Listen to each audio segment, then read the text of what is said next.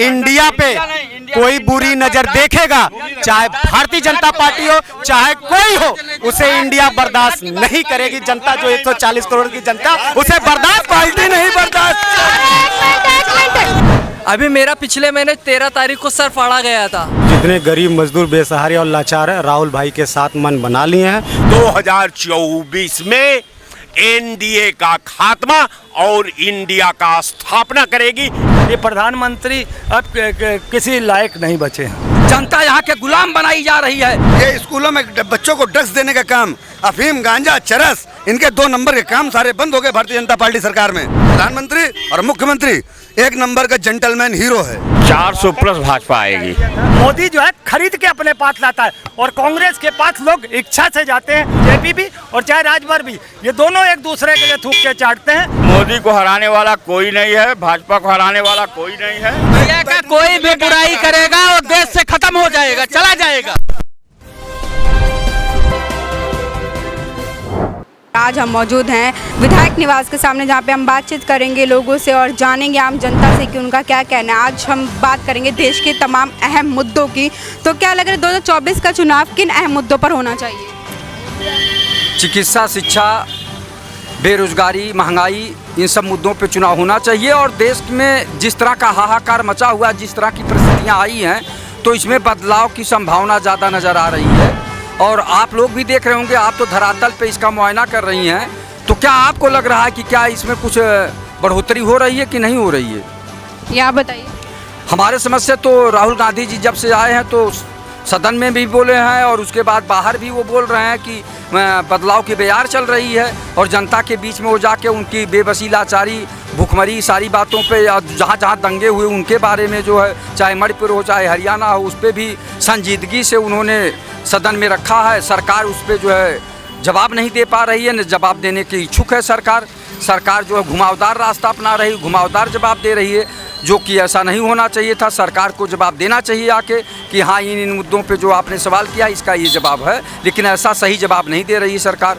राहुल गांधी की अब जो समस्याएं हैं वो कम हो रही हैं, हाई कोर्ट ने इजाफा दे दिया समस्याओं से, तो क्या कहना चाहिए? मैम देखिए, जो गरीबों के हित में लड़ाई लड़ेगा उसका ऊपर वाला भी साथ देता है।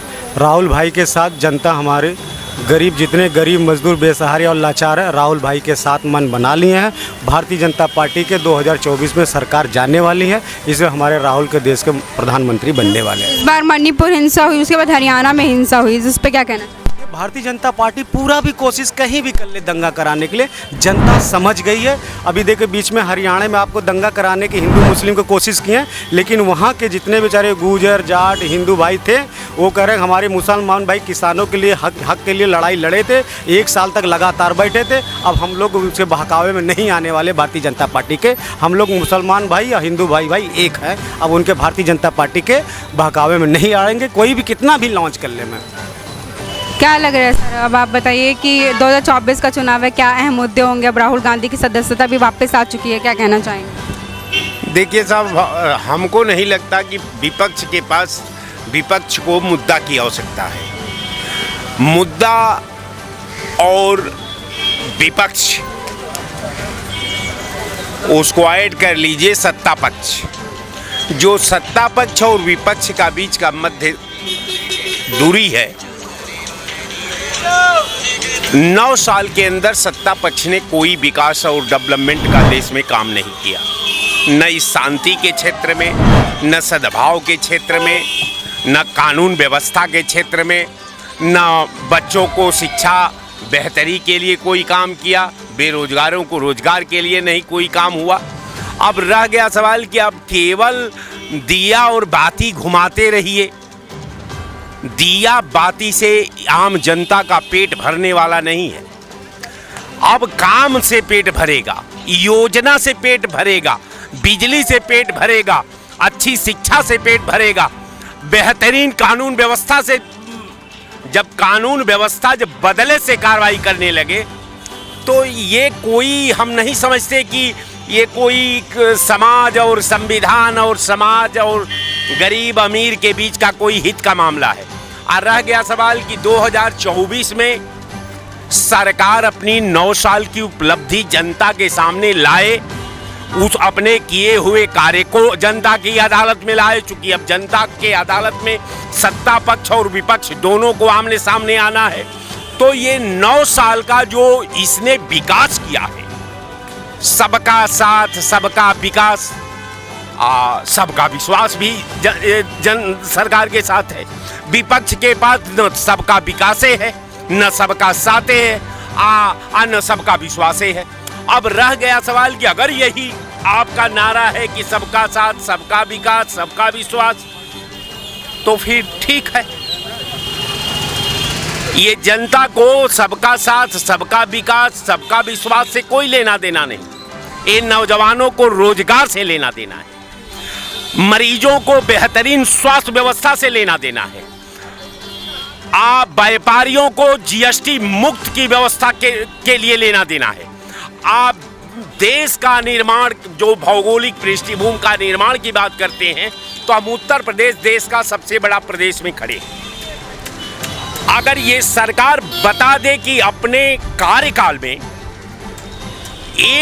कोई 1 करोड़ रुपए का योजना का आधारशिला कहीं रखी हो, चाहे वो शिक्षा के क्षेत्र में, चाहे वो स्वास्थ्य के क्षेत्र में, चाहे वो निर्माण के क्षेत्र में, चाहे इसने कोई टेल कोई हेड 1 किलोमीटर नहरें बनवा दिए, तो उसके बस का बात कुछ सोच ही नहीं सकती। अब रह गया सवाल कि भाई हम बार बार ये कहते हैं कि 2024 उसी तरह जाएगा जिस तरह 2014 में यूपीए गई, वो भी आत्मविश्वास से भरी हुई थी, लेकिन उसको जाना पड़ा। ये जनता की नजरें बहुत तेज है साहब। आज जज इतना मूर्ख नहीं होता है कि जितना मूर्ख हम और आप समझते हैं। ये जनता लोकतंत्र की जज है, और सारा आपका अपराध का जो बचाव का आपने डाटा 2024 के अदालत में आप डालेंगे, हम समझते हैं कि ये जनता जज है, और जनता ये संविधान, देश के सद्भाव, देश का निर्माण, देश की एकता, देश के बच्चों के लिए बेहतरीन की व्यवस्था पर न्यायपालिका में ये जो जनता फैसला करने वाली है, ये 2024 में एनडीए का खात्मा और इंडिया का स्थापना करेगी। ये मैं पूर्ण विश्वास के साथ आपके चैनल पर ये बात को दोहरा रहा हूं। आप मुझे विश्वास भी है कि सरकार अब इनको नहीं लग रहा है। 2 महीना के बाद आप देखिए, ये वोट मांगने नहीं किसी के घर जाएंगे, जो इनकी स्थिति आ रही है, इसलिए कि इन्होंने कुछ किया ही नहीं। आज जो कोई नहीं काम करता वो जनता की अदालत में जाने लायक नहीं। अगर जो जाएगा भी तो वही हर्ष होगा जो 2014 में यूपीए का हुआ है, और आपका वही दिन इंतजार कर रहा है। आपको वही जाना है जहां से आप चल कर आए हैं। अब आप कहीं जनता मुगालते में नहीं है, धोखा में नहीं है। सब लोग, मैं समझता हूं कि महिलाएं से लेकर, नौजवानों से लेकर, व्यापारियों से लेकर के, उद्योगपतियों से लेकर के, और जितनी महंगाई की तांडव है, ये सब बदला लेने का समय 2024 में जनता की अदालत में जाएगा। और जनता, मुझे विश्वास है कि हिंदुस्तान की जनता 2024 में महंगाई को खात्मा पर वोट देगी, देश में सद्भाव के नाम पर वोट देगी, देश का संविधान बचाने के नाम पर वोट देगी, देश में उत्थान के नाम पर वोट देगी, और देश और प्रदेश का डेवलपमेंट के नाम पर वोट करेगी। कहीं से अब कोई दियाबाती की गुंजाइश नहीं रह गई है। 2024 में खात्मा निश्चित है। जय हिंद। क्या लग रहा है इस बार चुनाव है, 2024 का चुनाव है, 2 तरह से है, मणिपुर में भी हिंसा हुई, हरियाणा में भी हिंसा हुई, इस पर क्या कहना चाहिए? देखिए, वो तो पथकथा लिखा गया हरियाणा और मणिपुर पर। इस मौसम तो परिवर्तन होता है, ये भी परिवर्तन होंगे, ये भी सत्ता जाएंगे। इनको बस मुद्दा, इन महंगाई का मुद्दा, शिक्षा का मुद्दा, स्वास्थ्य का मुद्दा, और ये मुद्दा भड़काने का काम कर रहा है कि युवाओं रोजगार न मांगे, शिक्षा स्वास्थ्य न मांगे। और रहा बात है, आज मोदी जी आने वाले सदन में थे तो भी नहीं आए। इन्होंने जिन जिन सेक्टर का नाम लिया उसका बेड़ा गर्क कर दिया। रेलवे का भी नाम लिया था, 2 करोड़ रोजगार का नाम लिया था, उसको भी बेड़ागर्द कर दिया। वेल का नाम लिया था, उसको भी सत्यानाश कर दिया। जिस सेक्टर का नाम लिया इन्होंने ख़त्म कर दिया। और रहा बात परिवर्तन होगा, इंडिया का जीत होगा, ऐसा नहीं है कि युवा समझ नहीं रहा, समझ रहा है इनके बातों को। जो रोडों पर लात खा रहे हैं टेक्निकल वाले और मेडिकल के छात्र और जो पीजी और पीएचडी किए हुए घूम रहे हैं छात्र स्कॉलर, तो सबको दिख रहा कि हमारे साथ क्या हो रहा है। इनका ये 2 करोड़ जो रोज़गार किए हैं इनको हिसाब देना पड़ेगा। 9 साल की सरकार वो इनको 18 करोड़ रोज़गार का हिसाब देना पड़ेगा। ये आए जनता में बताएं। और देखिए जितने भी बिजनेसमैन हुए दक्षिण भारत से आते हैं, उत्तर भारत में ये बिजनेसमैनों को नहीं दिए। क्या बात है, उत्तर भारत में बिजनेसमैन नहीं है, वो नहीं ठेका चलाए, वो नहीं चला सकते। ये सब दक्षिण भारत में ही दिए हैं जितना भी। और गांधी 3 पैदा हुए हैं, 3 मोदी पैदा करवा दिए। अब क्या किया जाए। क्या लग रहा है 2024 का चुनाव है और नूह में हिंसा, हरियाणा के नूह में हिंसा हुई, फिर इधर मणिपुर हिंसा, इसमें क्या कहना चाहेंगे कि क्या लग रहा है कि हिंसा कैसे हो रही है, बार बार हिंसा क्यों हो रही है? नहीं, बार बार हिंसा नहीं है, अब हिंसा होगी। ये इन्होंने स्क्रिप्ट पूरी तैयार कर ली है 2024 की। ये मणिपुर से चले हैं, बंगाल आए हैं, बंगाल से हरियाणा आए हैं, हरियाणा से ट्रेन पे आए, ट्रेन से ये बरेली में आए हैं। और इसी तरीके से पूरे उत्तर प्रदेश में ही नहीं, पूरे देश भर में ये सब सांप्रदायिक दंगों के माध्यम से ही सत्ता में आने चाहता है। जैसा कि अभी 3 लोगों ने यही बातें बोल दी हैं कि ना शिक्षा पे, रोजगार पे, ना स्वास्थ्य पे, ना सुरक्षा पे, ना नौकरियों पे, ना महंगाई पे, किसी चीज़ पर बात तो होती नहीं है। अब इनके पास कोई एजेंडा तो है नहीं। जैसा कि राय साहब ने भी कहा किस मुंह से जाएंगे वहाँ पे, तो सारी बाकी बातें तो हो चुकी हैं। मगर मैं आपको बता दूं, ये 2024 की स्क्रिप्ट है जो मणिपुर से लिख दी गई है और ये हिंदू मुस्लिम कराएंगे। नरेंद्र मोदी को महंगाई का मान नहीं दिखता, मणिपुर का मान नहीं दिखता। मगर और 5-6 माह मैं बता देता हूँ, मन की बात, मोदी और मुस्लिम, मंदिर, मस्जिद, माओवादी, कई ऐसे माह हैं जो नरेंद्र मोदी को मालूम है, क्योंकि ये सत्ता में 2013 में भी इसी तरीके से इसने जब हरियाणा में दंगे करवाए थे मुसलमानों और हिंदुओं के बीच में, तब वहाँ से स्क्रिप्ट लिखी गई थी हरियाणा से। अब की मणिपुर से स्क्रिप्ट लिखी जा रही है। तो ये समझिए 2019 में भी कुछ इसी तरीके का खेल हरियाणा से फिर हुआ था दोबारा। मगर वहाँ पे लोगों ने फिर एक संपत्ति क्या कह ली, चलो अभी 5 साल है, एक 5 साल और दिया जाए। मगर तब तक स्थितियाँ इतनी बेकार नहीं की थी नरेंद्र मोदी ने। मगर जो अगले 2019 से लेकर 23 थे, उसने जो देश को गर्द में डालने का काम किया, इसकी वजह से मुझे लगता है कि अब 2024 में ऐसा कोई भी चीज़ नहीं है जो इनको जिता पाए, इनको सत्ता में वापस ले आए। इनको सत्ता से बेदखल करते हुए मार्गदर्शन मंडल में डालने का काम करेंगे। बाकी कोई सवाल हो। राहुल गांधी की जो सदस्यता है वापस मिल गई है, हाई कोर्ट ने उन्हें इजाफा दे दिया। उनकी मुश्किलों से तमाम मुश्किलें चल रही थी उनके ऊपर, लेकिन अब इजाफा हो चुका है, तो अब संसद में भी जाने लगे, तो क्या कहना चाहिए? नहीं, देखिए, संसद में जो कल गए वो बहुत बड़ी गलती हुई और जाके भी कोई ऐसी गलती भी नहीं हुई। मुझे लगता था कि राहुल को इंतज़ार करना चाहिए था नरेंद्र मोदी की प्रेजेंट का, क्योंकि उससे सवाल ये तो अविश्वास प्रस्ताव तो एक बहाना था। दरअसल मणिपुर के विषय में ही उसको सदन में बुलाना था। ये विपक्ष की एक सोची समझी साजिश थी। आपको याद होगा 2018 में भी अविश्वास प्रस्ताव में ये फेल हो गए थे। अब की तो लाने का ऐसा कोई मूड ही नहीं था। मगर जिस तरीके से ये कायराना एक नीचता भरी हरकत दिखा रहा था नरेंद्र मोदी, कायरपन दिखा रहा था, इसी वजह से विपक्ष ने एक ऐसी चाल चली कि इसको सदन में बुलाने के लिए अविश्वास प्रस्ताव तो सिर्फ एक बहाना था, इसको सदन में बुलाना था ताकि इस जनता के सामने बोले। और जैसा कि अभी पता चला कि 4 बजे वो टीवी में आ रहा है और अभी पता चला कि वो नहीं आया है, तो ये दर्शाता है कि मीडिया भी किस तरीके से काम कर रही है। ना सरकार के अंडर में मीडिया है, ना मीडिया के अंडर में सरकार है। कोई इनका जवाबदेही नहीं है कोई। क्यों वो 4 बजे तक कह रहे हैं, जब उसको अगले को 6 बजे आना हो या 8 बजे आना हो। तो ये स्क्रिप्ट, ये जो प्रोपोगंडा सरकार है, ये जो इस तरीके की वाहियात हरकतें फैलाने वाली सरकार है, ये लोगों को अब समझ में आ रहा है कि प्रधानमंत्री अब किसी लायक नहीं बचे हैं। क्या लग रहा है कि 2024 में इंडिया जीत सकती है या फिर पीडीए? देखिए, ईडीए पीडीए या इंडिया की बात नहीं, यहाँ जनता की बात करिए आपने। जनता बेबसी, लाचारी, भुखमरी का शिकार होती जा रही है। जनता यहाँ के गुलाम बनाई जा रही है। कि ये जितना प्राइवेट किया जा रहा है, आउटसोर्सिंग, जब सरकार मानव तस्करी पुतर आवे और आउटसोर्सिंग के माध्यम से लोगों को रोजगार देने लगे, जहां सरकार जो है दूसरे के तरीके से जो है कमीशन खाने लगे, तो आप बताइए कहाँ नैतिकता बची है। हम लोग इस सरकार को सोच रहे थे सरकार अच्छी है, ये सरकार मानव कल्याणकारी सरकार है, लेकिन ऐसा नहीं हो पा रहा है। तो जनता इसका जवाब 2024 में देगी। क्या लग रहा है सर, 2024 का चुनाव है, राहुल गांधी की सदस्यता वापस मिल गई है? देखिए, प्रधानमंत्री देश का वो होना चाहिए जो योग्य हो। हमारे नरेंद्र मोदी इतने योग्य प्रधानमंत्री हैं और उनके सामने एक बच्चा खड़ा है, वो कभी फ्रेंच कर रहा है, कभी क्या कर रहा है। ये शोभा नहीं देता है जेंटलमैन आदमी के लिए। एक जेंटलमैन वर्ड होने चाहिए, जेंटलमैन तरीके से उठना बैठना होना चाहिए। लेकिन नफरत नहीं बांट रहा, वो प्यार नहीं बांट रहा है, नफरत बांट रहा है।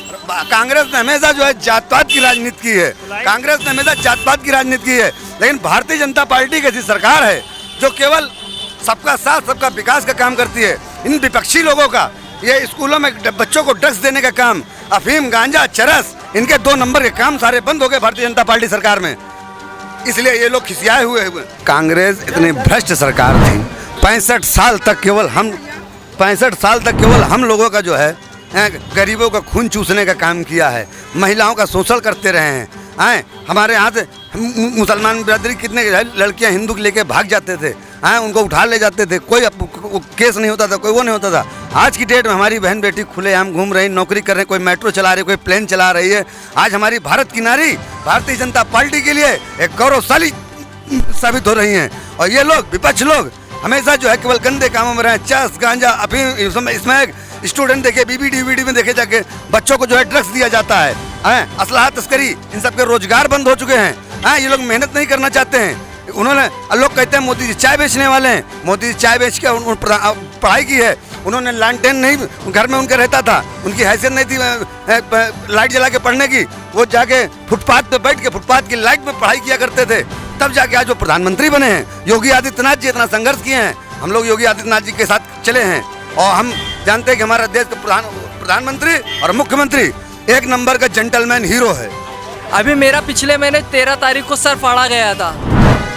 खाली मेरा ही नहीं, मेरे परिवार के साथ ही क्यों ऐसा हादसा होता है, किसी और जाति के साथ क्यों नहीं होता है। और कहते जातिवाद की बात करते हो। हम लोग 11 अगस्त से ही काम शुरू कर दे रहे अपना। अब या तो नई पार्टी बनाएंगे, या तो जो सरकार है वो या तो हम लोगों को कुछ मानता दे। हम लोग लालची नहीं, हम लोग राजपूत हैं, बिकाऊ नहीं है। बाकी आप इन लोग से बात कर लीजिए। क्या मुद्दा क्या है? 2024 का मुद्दा है, राहुल गांधी की सदस्यता वापस मिल गई है, क्या कहना? देखिए, सदस्यता वापस अगर हुई है तो सर्वोच्च न्यायालय का मामला है, न्यायालय पर कोई नहीं टिप्पणी दे सकता है। और दूसरी चीज़ जहाँ तक बहन जी रह गई है, ये गठबंधन नहीं है, ठगबंधन समझो। ये लोग जो है केवल जनता का गठबंधन नहीं कर रहे हैं, केवल अपना गठबंधन कर रहे हैं। चाहे अखिलेश यादव जी हों, चाहे बहन जी मायावती जी हों, ये लोग मतलब जो CBI से अधिक से ज़्यादा खुद डर रहे हैं और अधिक से ज़्यादा इन लोगों के पास आय संपत्ति है। और अगर सरकार कर रही है तो गलत नहीं कर रही है। ये लोग जितने अधिक से ज़्यादा आय संपत्ति वाले हैं, इनको CBI के ED के तहत इनकी जांच करके और इनकी मतलब जो है अधिक से ज़्यादा आय संपत्ति सरकार को वापस लेना चाहिए, किसी और भी गरीब को देना चाहिए, है ना। ये मेरा मानना जो है। क्या लग रहा है 2024 के चुनाव की अगर बात की जाए तो क्या अहम मुद्दे होने चाहिए? देखिए, अहम मुद्दा जो बेरोजगारी और महंगाई का होना चाहिए। आम आदमी से लेकर के VIP आदमी महंगाई से जूझ रहा है। यदि आपकी जेब में 200 रुपये है तो आप सब्जी नहीं खरीद सकते हैं। टमाटर के दाम अचानक बढ़ गए, ये तो मतलब मामला आ गया मीडिया में कि 200 रुपये किलो बिक रहा है। लेकिन आप उन लोगों की आजीविका के बारे में सोचिए जो उसका उत्पादन करते हैं। उन किसानों के बारे में सोचिए जो इतना महंगा टमाटर होने के बाद अपनी खेती को बेच नहीं पाया। इस बार चुनावी मुद्दा बेरोजगारी और महंगाई होगी। पेट्रोल डीजल के दाम बढ़ गए हैं, सिलेंडर के दाम बढ़ गए हैं, हर तरफ हाहाकार मचा हुआ है। ये मेरी अपनी पब्लिक व्यू है। इस बार परिवर्तन होगा। धन्यवाद। तो ऐसे ही आज हम जनता के बीच में आए थे, 2024 के उपचुनाव के बारे में हमने बात करके 2024 के चुनाव में क्या होगा।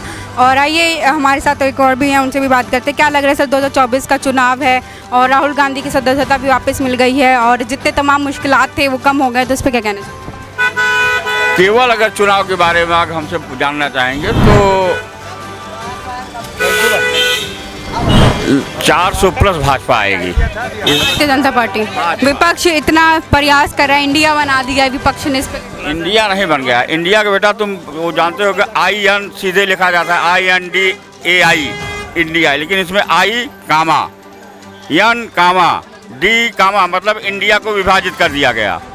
ये उनके मोनोग्राफ से ही प्रमाणित हो रहा है। INDIA ये अलग अलग नहीं एक मिनट, आई के बाद कामा, आई के बाद कामा तो हमारा संगठन है, नहीं, इसको हम कामा क्यों किया गया इसका? तब इंडिया न कहा जाए ना, तब इंडिया न कहा जाए। निकल के आ रहा है। ना देखिए भाई साहब, बात सार्थक करिए, तार्किक करिए।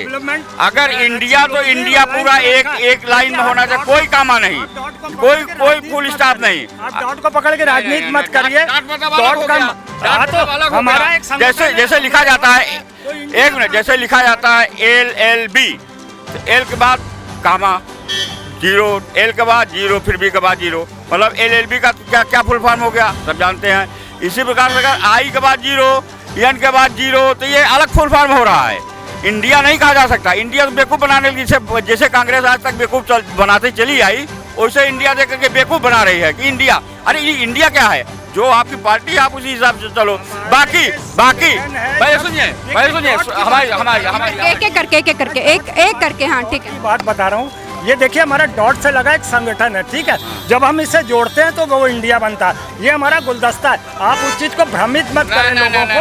नहीं आप कैसे कह सकते हैं? मैंने डॉट के बारे में आपको बताया। आज आप उसको गुलदस्ता बता रहे हो, सब कामा करके, तो वो कामा गुलदस्ता नहीं, वो अलग अलग फुल फॉर्म है। अब वो फुल फॉर्म सामने आएगा कि उसको क्यों बनाया गया था। और सुनिए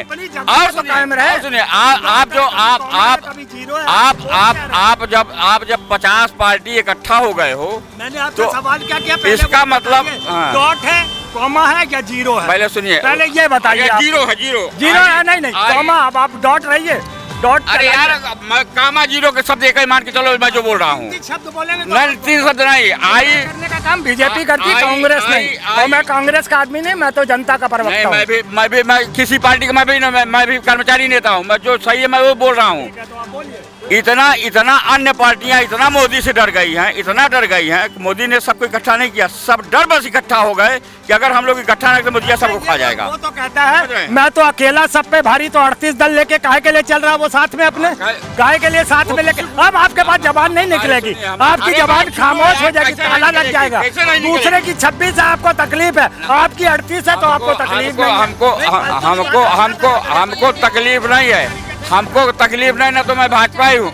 लेकिन उसके साथ जो आता है उस शहर जो उसकी शरण में आता है वो उसको ले लेता है। आप जाओगे आपको भी ले लेगा। उसमें वो भगवान राम की तरह चल रहा है। तो दिल से ले रहा है, आप दौलत से ले रहे हो। वो रावण के भाई के विभीषण, जैसे रावण के भाई विभीषण को भगवान राम ने अपना लिया था, उसी प्रकार से मोदी जी के पास जो जाता है उसको अपना लेते हैं। चलो ठीक है भैया, आ जाओ। देखिए कांग्रेस जो है उसके पास लोग दिल से आते हैं, वो अपना लेते हैं। मगर यहाँ मोदी मैजिक नहीं है, यहाँ मनी मैजिक है।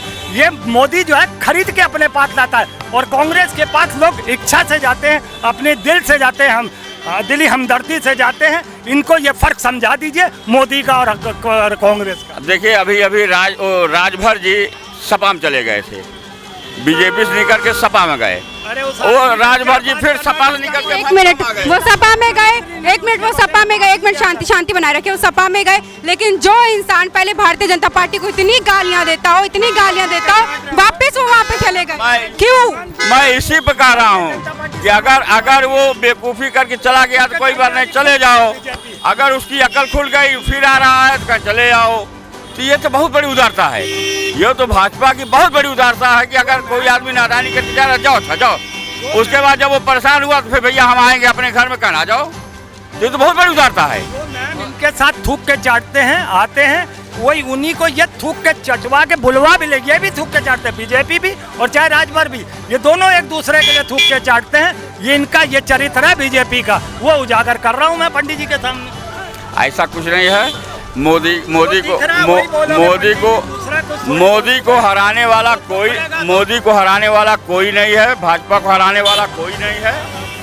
अब भाजपा 400 प्लस आएगी, ये आप लोग कहीं नोट कर लीजिएगा। 400 प्लस आएगी, उसमें संदेह नहीं है। समझ रहे हैं? 24 में भी आएंगे, 27 में भी आएंगे। हम खुल के कहता हूँ, मैं निषाद बताइए। अब क्या बोले मैम, भ्रष्टाचार देखे है, यह भी कहूँगा भ्रष्टाचार तो जम के है, लेकिन आएंगे ही मोदी, चूंकि कोई विकल्प नहीं दिखाई दे रहा है। समझ रहे हैं? अच्छा एक बात बताइए, जवाहरलाल नेहरू ऊपर चले गए तो विकल्प इंदिरा नहीं थी, इंदिरा जी गई तो विकल्प नहीं था, है ना? अरे देश को वो नाश नहीं किया, लालच से तो देश नाश होने लगा है। देश को नाश नहीं किया, देश को बनाया, बर्बाद आपने किया। 9 सालों में देश को गर्द में डाल दिया आपने, चाहे किसी भी चीज पे ले लें आप, किसी भी चीज। इधर बोलो। फुटपाथ का पैसा मिलता है हम लोगों को करने के लिए, बिजनेस और मजबूती काम हो गया है। ये कह रहे हैं कि भारतीय जनता पार्टी इस बार 400 सीटों से जीतेगी। कितने? 400 सीटों। ये लोग अपने गरूर में बोल रहे हैं, इनको जो है जानते हैं कि अभी गरूर है इनको, तो गरूर चकनाचूर होगा 2024 में, ठीक? ये इनका घमंड बोल रहा है। भाई साहब, जीत की मिठाई आप खिलाओगे हमको, हम खाएंगे। जीत की मिठाई आप खिलाओगे, मैं खाऊंगा। नहीं, मैं किसी पार्टी का नहीं हूँ, मैं कर्मचारी नहीं हूँ, मैं हकीकत बोल रहा हूँ, मैं कोई पार्टी से मतलब। भाई साहब, लेकिन आप साथ तो भारतीय जनता पार्टी का ही दे रहे हैं, साथ तो आप भारतीय जनता पार्टी का ही दे रहे हैं। कोई सही नेतृत्व तो नहीं दिखाई दे रहा ना मोदी के सामने। मोदी के सामने जो है, मोदी के सामने कोई विकल्प नहीं दिखाई दे रहा। मिठाई भले ही कोई भी पार्टी जीते, भले ही कोई भी पार्टी जीते, खिला एक दूसरे को दीजिएगा, लड़ाई मत करिएगा। लड़ाई नहीं, यहाँ लड़ाई नहीं होगी, कतई लड़ाई नहीं हो सकती। ये तार्किक बातें हैं, वो आपस चिल्लाते हैं, हम आपस चिल्लाते हैं। हम लोगों का अपनी बात रख रहे हैं, उसमें कोई बात है, लड़ाई नहीं हो सकती। यहाँ जैसे विधानसभा चलता है, हम लोग विधानसभा भी देखें, चूतिया थोड़ी लड़ेंगे, समझ रहे? लेकिन जीतेगा मोदी, इसमें संदेह नहीं है। योगी जी ने तो कहा कि भूमाफियाओं के जो है खिलाफ कार्रवाई करें। वहाँ का क्षेत्रीय विधायक साकेंद्र वर्मा और भूमाफियाओं का साथ देते देते 47 दिन किसानों को जो है ठंडी में बैठना पड़ा, तब जाके वहाँ के प्रशासन टाइट होकर ज़मीन को खाली कराया। 400 बीघा ज़मीन जो है जो खाली हुई, FIR दर्ज हुई भूमाफिया खिलाफ, और विधायक जी को पीछे हटना पड़ा। तो इस तरह से बीजेपी के जो चुनिंदा लोग हैं, वो बीजेपी की छवि को धूमिल करने के लिए राजनीतिक पार्टी के लोग सुजाते बंदूक के नाम पर, कभी पैसे के नाम पर मदद कर रहे हैं। ये किसानों के खिलाफ जो है कार्रवाई है होनी जो हो रही है। तो इस तरह से ऊपर शासनादेश हो सकता है बेहतर हो मोदी जी का, योगी जी का, लेकिन ग्राउंड लेवल पर जो उनके कार्यकर्ता हैं, विधायक हैं, वो चौपट कर रहे हैं। एक मिनट, आपने इंडिया बोल दिया कि इंडिया जीतेगी, ये इंडिया का बहुत सहारा ले रहे हैं, जरा बताइए, जवाब दीजिए। आप इंडिया के ऊपर बोल रहे थे ना बहुत देर। मैं तो कह रहा हूँ कि इंडिया हुआ ही नहीं है। भाई साहब पूछ रहा कि इसका फुल फॉर्म क्या होगा? LLB कामा का है, सब में बिंदी है, क्या होगा? इसका फुल फॉर्म बता दीजिए आप। LLB का फुल फॉर्म बताइए आप। हाँ, इसी क्या ये शॉर्ट फॉर्म है? इंडिया में भी आई, उसके बाद 0, फिर आई, फिर 0, ये क्या है? इंडस वैली, इंडिया डिवाइड कर दिया गया। इंडस वैली सभ्यता थी भारत की सबसे प्राचीन सभ्यता। अभी मत बोलो, अभी मत। इंडस वैली सभ्यता भारत की सबसे प्राचीन सभ्यता थी। जिस तरह से सिंधु घाटी सभ्यता भारत की दुनिया की सबसे प्राचीन सभ्यताओं में थी, इसी तरह इंडस वैली सभ्यता थी। इसीलिए भारतीय संविधान में इंडिया डेट इज भारत लिखा गया है। इसलिए ये गठबंधन जो किए हैं कांग्रेस वाले, तो वो इंडिया के नाम पर बनाना भी नहीं चाहिए। इंडिया के नाम पर बनाना भी नहीं चाहिए, क्योंकि इंडिया देश का नाम है, तो देश के प्रति तो सबका श्रद्धा है। लेकिन ये तो बार बार इंडिया के बीच में डॉट लगा दे रहे हैं। नहीं, डॉट वो तो अपने हिसाब से फार्मूला है। नहीं, डॉट क्यों लगाया? एक मिनट, इंडिया में डॉट है तो बीजेपी साथ में है क्या? नहीं, बीजेपी तो वो तो है ही है, भारतीय जनता पार्टी, वो तो अलग अलग हो गए। इंडिया की भी फुल फॉर्म है? कहा नहीं, वो डॉट क्यों लगा है? वो डॉट जैसे कि B20 हो गया भाजपा, भारतीय, J जनता, P पार्टी, तो वो इंडिया की भी फुल फॉर्म है। इंडिया की भी फुल फॉर्म है। INDA तो केवल अगर लगातार लिखा जाएगा माना जाएगा। इंडिया की फुल फॉर्म, इंडिया की फुल फॉर्म, इंडिया की फुल फॉर्म। आई के बाद डॉट, इनको डॉट का मतलब समझा दिया गया, मगर ये नहीं आ रहा है। हमारा अलायंस गलत बात माने ही नहीं, बात कैसे नहीं माने? मोबाइल को कर दीजिए, आपका मोबाइल सोने का, मैं नहीं मानूंगा। पंडित जी जवाब दीजिए जरा। ये इंडिया डॉट, इंडिया का बुराई कौन करेगा? नहीं, हाँ, इंडिया की कोई बुराई नहीं कर रहा है। इंडिया एक तो पहली बात, इंडिया शब्द यहाँ आना चाहिए। भारत होता है। इंडिया तो क्यों नहीं आना चाहिए? बताइए, आप बताइए। आप लिखाइए संविधान में। इंडिया गवर्नमेंट लिखा नहीं है, आप जहाँ लिखा ये हमारे, हाँ, लिखा जाता है। इंडिया हमको बता दीजिए कौन सा ऐसा देश है जहाँ पे 3 सीजन है? हमारा इंडिया एक ऐसा देश है, भारत ऐसा देश है, भारत जहाँ पे पतझड़ सावन तो तीन सीजन होते हैं। किसी देश में बताइए 3 सीजन होते हो, केवल भारत ऐसा है। एक करके, अरे एक एक करके, हाँ शांति। इंडिया आप गवर्नमेंट का लिखा हुआ है। आप इंडिया लिखिए, इंडिया लिखिए, इंडिया आप लिखेंगे, आप लिखिए ना इंडिया, आप इंडिया लिखिए, नहीं इंडिया लिखिए आप लिखिए ना। आप अगर आप अरे आप समझ क्यों, आप ये बताइए बीजेपी क्यों लिखा जाता है, वो भी भारतीय जनता पार्टी करे। इंडिया की भी फुल फॉर्म है इंडिया का फुल फॉर्म बता दीजिए, एन का फुल फॉर्म बता दीजिए, हमको हर चीज अलग अलग फुल फॉर्म बता दीजिए हमको। तो जो संविधान बनाया उससे पूछना चाहिए इंडिया आप गवर्नमेंट क्यों लिखा हो? भैया वो डाट नहीं लगा है कहीं, डाट नहीं लगा है, डाट क्यों लगाया गया? बोलते थे अरे वो तो अलग अलग हो गए, भारतीय जनता पार्टी डाट लगा है इसलिए लगा है। इंडिया का कोई भी बुराई करेगा और देश से खत्म हो जाएगा, चला जाएगा। अरे इनको पढ़ा लिखा कोई है तो बताइए ना, कोई नहीं पढ़ा लिखा इनके में, क्या बात कर रही हैं आप? इनके में कोई नहीं पढ़ा लिखा है। तुम ही एक पढ़े लिखे हो, तुम ही एक माँ की कोख से जन्म लिए नहीं देने पाते हैं सब पढ़े। हाँ भाई, माँ की कोख से जन्म नहीं लिए हैं। शांति शांति। इंडिया के जितने नेता हैं सब पढ़े लिखे हैं, एक भी किसी से डिबेट करा लेना। इंडिया के जरा सुनिए, गूगल करके देखो। भारतीय जनता पार्टी की जब सरकार बनी है, भारतीय जनता पार्टी की जब सरकार बनी है तो उसने कहा था सबका साथ सबका विकास। आज पूरे भारत का आदमी शहर में रहता है, गांव में कोई नहीं रहता। शहर में आज 40 साल 45 साल से रहता था, अपने बच्चे की शादी नहीं कर पाता था, अपनी बेटी की शादी नहीं कर पाता था, अपने लड़के को पढ़ा नहीं सकता था। आज की डेट में हर आदमी ने आवाज दिया है। गांव-गांव में कोरोना जैसे काल में तिनके को सहारा का भी होता है। एक मिनट रुको, हाँ बताइए। मैम, अगर इंडिया पे कोई बुरी नजर देखेगा, चाहे भारतीय जनता पार्टी हो चाहे कोई हो, उसे इंडिया बर्दाश्त नहीं करेगी। जनता जो 140 करोड़ की जनता, उसे बर्दाश्त पार्टी नहीं बर्दाश्त। आज हमारे ग्राउंड लेवल पे लोगों से बातचीत करी, 2024 के चुनाव की बातचीत करी। ऐसे तमाम खबरों जानकारी के साथ जुड़े रहने के लिए बने रहे RNA न्यूज के साथ। मैं दिव्या श्रीवास्तव, धन्यवाद।